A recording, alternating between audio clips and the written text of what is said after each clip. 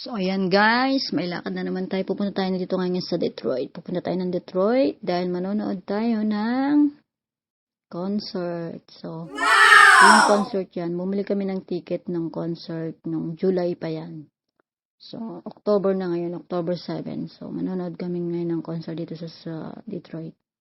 So, kung ano man, ayan, naipit kami sa traffic. Kung ano man yung papanoorin, so mamaya malalaman nyo kung sinong banda ang nandito. So, ayan. Nataipit kami ng 20 minutes traffic kasi may nagbanggaan. Dito sa Detroit, napaka-traffic, ang daming sasakyan. So, ayan yung nagbanggaan. So, nililinis na nila yung kotse. Kaya tanggal nila yung mga nasigirang pyesa dyan. So, ayan yung mga nabangga. Ito nyo ba, sira? Yan ang dahilan kung bakit kami na traffic ng 20 minutes, as in 20 minutes. So, ito yung Detroit, Portfield. So, ayan, ito yung city ng Detroit. Ito yung pinakamalaking city sa Michigan. Sabi nila medyo magulo daw dito. May part na sobrang magulo, maraming krimen, pero meron din naman na part na maayos yung Pero maraming Pinoy ditong nakatira. So, dito mo malapit, dito matatagpuan yung tinatayong Jollibee at saka dito sa Detroit na to, dito rin yung yung mga basta yung mga concert dito nila dinadaos yung mga para itong city, malaking city ng Michigan, pero hindi ito ang capital. So ayan, pupunta na kami kung saan kami sa music hall, doon kami pupunta. Kasi nandun yung concert, doon kami manonood ng concert. So yan, kung hindi na masyadong traffic kasi na kami, nagpas na kami sa highway. Nahanap na lang namin yung aming pupuntahan. So, dito. Yan. Nakita na namin ang aming parking. Ayan na siya. So, hindi na siya traffic. So, ayan. So, manonood tayo ng concert. Abangan nyo kung anong concert ang ating papanoorin. So, na yung asawa ko. Nag na siya ng map, Google Map. So, ayan ang aming parking. So, nagbayad na yung asawa ko ng parking niya, fee niya sa online. So, ayan, papasok na kami. Tapos, kinausap namin yung yung parking boy, si Manong, na mukhang Indian siya. So, ayan, nagpark na kami. So, ito na yung yung papunta na kami dun sa yung Ford Field, dyan yung sa football. Pag maglalaro ng football, yung Michigan, mga Lions, o yung mga states yan. Andito na. Nakita niyo ba yon? Kung, yan. Yan yung mga magko-concert dito sa music hall. So, may mga date na sila. All Ballet Series, ayan. So, ayan. Ayan ang aming papanoorin ngayon na October 7. So, kung kayo ay mga batang 70s, 80s, 90s, late 20s yan, kilala nyo yung mga yan, pinapasok na kami. Naghintay kami ng mga siguro 30 minutes bago kami pinapasok. So, maraming mga Pinayan, si ate Pinayan. Tapos yung mga kasunod niya, grupo-grupo dito ng mga Pilipino, madami kong nakita. Nag-hi ako sa kanila, nag-hi din sila. So, yan, tiniin ticket namin. So, pinapasok kami siguro 1 hour before ng concert. So, meron ditong restaurant dahil siyempre nagutom kami. So, ayan. Pero bago yan, meron ditong nagtitinda ng t-shirt ng Our Supply. So, ayan. Ayan yung t-shirt. So, mamimili ka kung anong gusto mo. Kulay, anong size. So, siyempre bumili ako ng isa remembrance. So, yung isang t-shirt is $40. Isang t-shirt mga nasa 2,000. Ay, ang mahal ng Our Supply. So, yan. Tapos, dumaan na kami dito sa sa may baba. Para kumain. Kumain muna kami. Tapos, pagdasahin kumain na yan, mayroon akong nakausap doon na mag-asawa silang Pilipino. 40 years na sila dito. Taga Iloilo sila. So, yan. Marami kami napagkwentuhan nila. Si ate, tsaka si kuya. Mga na sila. Nasa late 50s. Or 60s. Ayan. Pumasok na kami. Nahanap na namin ang aming upuan. So, dito pwede kang pwede kang uminom ng soft drinks, ng alak. So, bibili ka dun sa restaurant sa baba kung saan kami kumain. Pwede naman siya. So, ayan, hinihintay namin yung ayan, hanap upuan. Tapos, ayan na, hinihintay na namin lumabas yung aming mga idol. Idol ko lang pala. Kasi yung asawa ko hindi mo mahilig sa Our Supply yan. Ang hilig yan yung mga rock, yung mga Van Halen, yung mga, Ano ba yung isang kanyang paborito na nakalimutan ko? Na mga nakamaskara sila. So, mamaya, sabihin sa inyo. So, ayan na yung kanilang stage. Prepare na. So, ayan na, lumabas na si Russell Hitchcock, ang vocalista, tsaka yung gitarista-vocalista si Graham Russell. So, ayan. So, ayan, kumakanta na siya. So, hindi ko alam kung pwede kong iparinig sa inyo yung kanyang boses. So, ganun pa rin yung boses nila, mga ano pa rin, matataas. Hindi ko kasi alam kung pwede kong iparinig sa inyo yung baka makapiright tayo. So, yan lang. Yan ang una nilang suot. Naka-ano lang sila, nakapakintab sila ng mga pero mamaya nainitan siguro sila, huhubarin nila yan. Sa magayan lang yung suot nila ng opening. So, yung Air Supply, so, kung kayo laging nakikinig ng radyo, kilala niyo yung mga banda na yan. Sikat yan. 70s, 80s, 90s hanggang ngayon. Yung mga ano nyo, lolo nyo, lola nyo, tita, tito, yan, kilala yan sila. Tanong nyo sa nanay, tatay nyo, kung ano kanta ng mga Air Supply. Kasi ako nung teenage years ko, nung high school ako, lagi kong, meron kaming, yung isang, merong kaibigan yung ate ko na nakitira sa amin. So, idol niya yung Air Supply. So, tapos pinakita niya sa akin, meron siyang tapes, may mga siya, yung tapes na may lyrics pa siya. So ano yung tapes? So, tapes is like, sikat siya nung during 90s. Yung cassette tape, yan, meron siyang ganun. Tapos yun, palagi niyang pinapakinggan yun sa cassette. Tapos lagi rin ako nakikinig. Tsaka mahilig talaga ako sa mga old music, old songs na mga kaya mas marami kong alam na old songs na mga artist na mga kanta. So, na-inspired ako sa kanya, kaya ako naging idol ko na rin yung Air Supply, kasi pag nakikinig ako ng tape, sinusundan ko lahat ng lyrics, kaya napapakanta ako, kaya na-memorize ko lahat ng lyrics ng Air Supply. Ayan, kasi ang gagaling nila. So, itong Air Supply, to? Banda sila. Grupo sila, yung dalawa na yan. Grupo sila ng mga singers. Galing silang Australia. So, yung gitarista, si Russell Hitchcock o Graham Russell. Medyo nalilito pa ako kung sino si Graham Russell at si Russell Hitchcock. So, yung nagigitara na yan, yung isang nagsi-second voice din siya, pero alam po siyang composer ng Air Supply. So, kaya niya magitara ng left and right. Meron siyang gitarang sinadya para sa left hand niya. Meron din siyang gitara na sinadya sa right hand niya. So, ganun siya kagaling. Kaya niya humawak ng gitara sa kaliwa at kanang kamay niya. Kaya niyang i-play yun.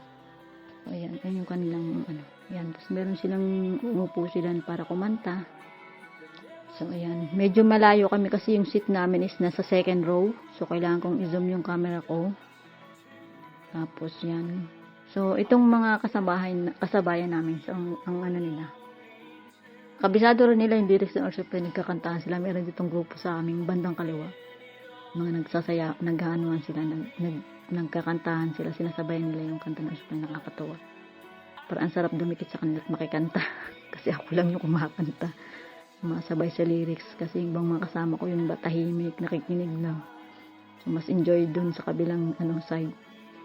So, yan, kinanta nila yung mga kanta nila, kung alam nyo yan, Goodbye, All Out of Love, kinanta nila yung Sweet Dreams, Lonely is the Night, Chances, Sweet Dreams, ano pa ba yung mga kinanta nila? Yung pangmalakasan lang, Making Love Out of Nothing at All. So, yun lang naman yung mga more on mga kinanta nila, yung mga sikat nilang kanta na lagi mong maririnig sa radyo tuwing umaga, tsaka tuwing hapon, linggo. So, ayan. So, itong mga yan, sila yung mga VIP, nasa harap sila. So, ayan lang naman concert. So, magaling yung mga gitarista nila, lalo na yung drummer nila. Yung drummer nila, ang gwapo eh. Ayan. Tapos yung mga yan. Dalawa yung gitarista, lead guitar, tsaka bass. So, ayan, yung aking asawa. Panay din ang video at picture niya. Yung aming mga So, ayan, nakita niyo. Pwede namang magdala ng drinks, tsaka ng mga tubig. Kala ko nga nung una bawal pero pwede naman. Basta binili mo dun sa baba. Hindi naman sila mahigpit dito. Hindi sila nag-inspect ng mga gamit mo pag pumasok ka ng concert. Ang kitignan lang nila sa'yo ticket. Hindi katulad sa Pinas, pag pumasok ka ng concert, lahat ng bag mo, ini-inspection. Dito ano lang, ticket lang, i-check dyan. Bahala kung anong dala mo dyan sa ano. Anong dala mo na ano. So yan, yung kanilang concert.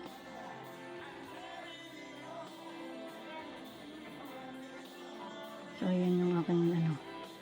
Yan ang aming pinuntahan dito. Sa Detroit. Nood ng concert ng aking idol. Since high school ako, idol ko na yan.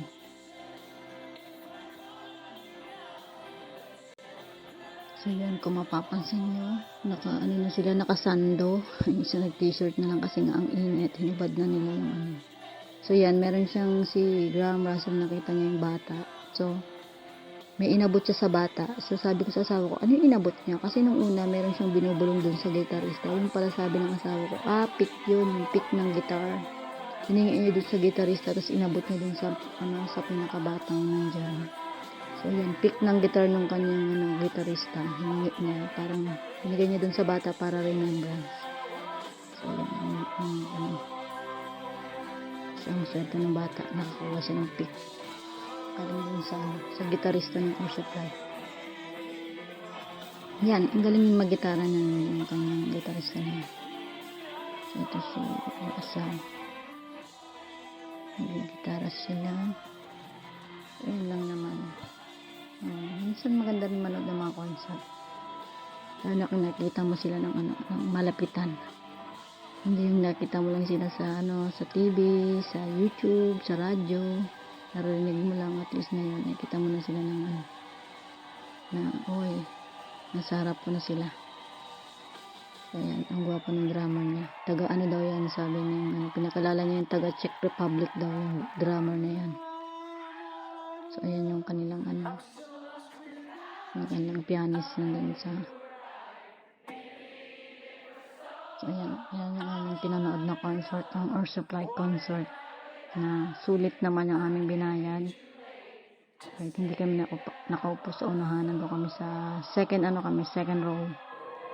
So sana next time nasa harap na kami, para daman-dama yung pagsiselfie sa kanila. So ayan, magagaling pa rin sila. Nasa na sila, ang mga edad nila is nasa 70s na sila ngayon. 70 years old na yung vocalista, yung vocalista ng Air Supply. So na sila, kumbaga parang mga lolo na natin sila, pero magagaling pa rin sila kumanta, wala pa rin silang kupas. So yun, so sobrang maganda naman, nag-enjoy ako, ang gagaling nila. So yung nila, yung kanta nilang Making Love, araw natin all, yun. So akala namin ending na nung nung concert. Tapos nagsialisa na ibang mga katabi namin. Tapos yung pala kakantay nila yung kanta na yun. Kasi nga hindi pa nila nakakanta yun. So nag-alisa na yung katabi namin. Tapos sabi, tapos na ba, ba't nagsisialisa na iba? Yung pala hindi pa. Meron pa silang mga tatlong last na kinanta. So, yung umalis. So, hindi nila narinig na kinanta nila yung Making Love, Out of Nothing Heart. So, yun. Aga kasi nilang umalis, kala na tapos na. Akala nga rin namin tapos na. Kasi nga, tapos nung kanta nila, nagsialisan silang lahat. Walang natira, pati drummer, mga guitarist, pati yung vocalista. Umalis ng stage. Tapos maya-maya bumalik. Like, so, ayan yung mga taong nanonood ng concert. So, mga sila nasa unahan, VIP yan. Hindi ko lang kung mahanap ka ng bayad dyan. Mga VIP ticket yung mga nasa front. Yan yung marami rin pala, akala ko mga lang marami rin palang mga dito, mga puti na mahilig dyan sa Air Supply. So yun na, palabas na kami, tapos na ang concert. So yan, nakita niyo yung mga nanood, nasa labas na sila, pauwi na. Labas na kami ng music hall.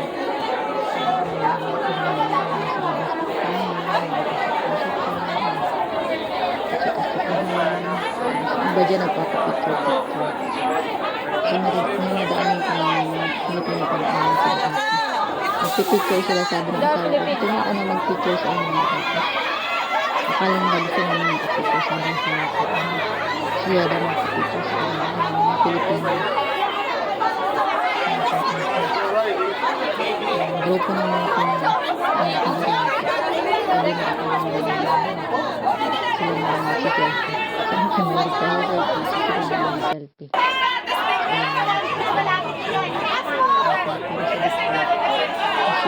Tickets go on sale. Ayan, pauwi na kami. Gabi na, mga ano na. Tapos yung ano, mga 9:30 something. Naglalakad-lakad kami dito sa Detroit City. Medyo malamig. Tapos na yung concert. Galing na kami sa concert. Tapos na yung Air Supply concert. Mga ano pa nga, isang oras kalahati bago kami makauwi ng bahay. So, Ang ganda. medyo malayo-layo yung ano to. Malayo-layo yung biyahe. Yan. Tapos nag-enjoy kami sa concert na aming pinanood. So, ayan na. So, ito ang aming mga picture. Picture sa concert, before, after, during the concert. So, yung asawa ko, marami siyang mga picture na ano. Na-save ako naman, marami ako mga videos. Na lahat ng kanta nila, nag-save ako ng mga ilang minutes na videos. So, ayan. Tapos, yung asawa ko, syempre, siya sa picture. Ako nag-video. So, hindi ko na-videohan ng buo yung mga bawat kinanta nila. Pero yung may mga video clips ako ng lahat ng kinanta nila ng mga ilang minutes. So, ayan. So, maganda. Maganda yung concert.